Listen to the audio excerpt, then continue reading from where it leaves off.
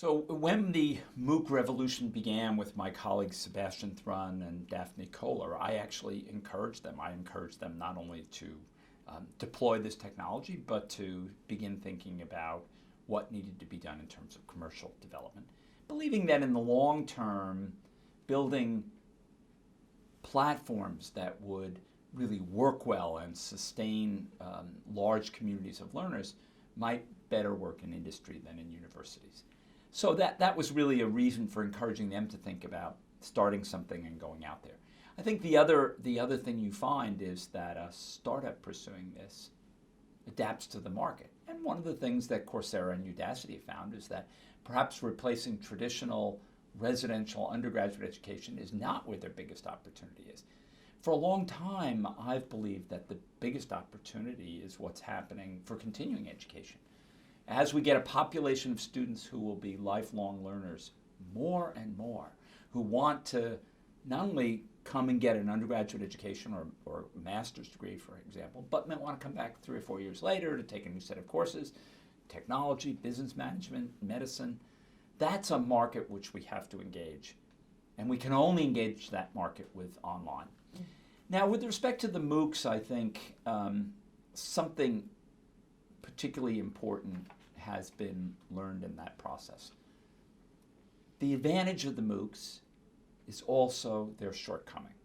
The advantage is massive and open implies that you have lots of students, and therefore the cost on a per student basis will be relatively modest.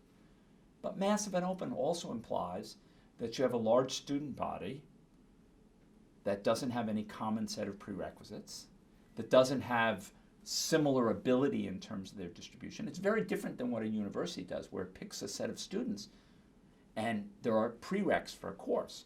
And the students have a certain level of ability in order to get into that course and in order to get into the university.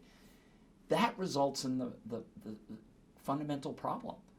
Half the students think the course is too fast, half think it's too slow. Some are lost, some think it's not doing everything they want. And I think when you force fit a course onto a very large student body, that inevitably is going to happen. Now, that doesn't mean there isn't a role for MOOCs, particularly as you move down the educational spectrum into high school and things where the curriculum is more narrowly defined, where courses and the expectation for what you learn from a course is clearer. There are opportunities.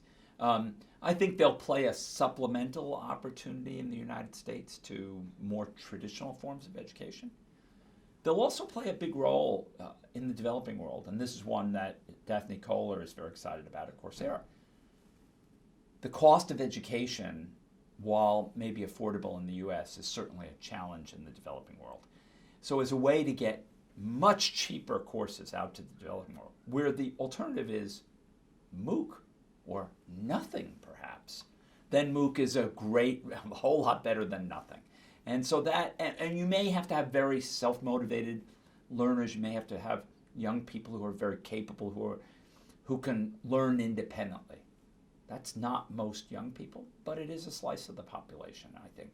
And the MOOCs could serve that population very well.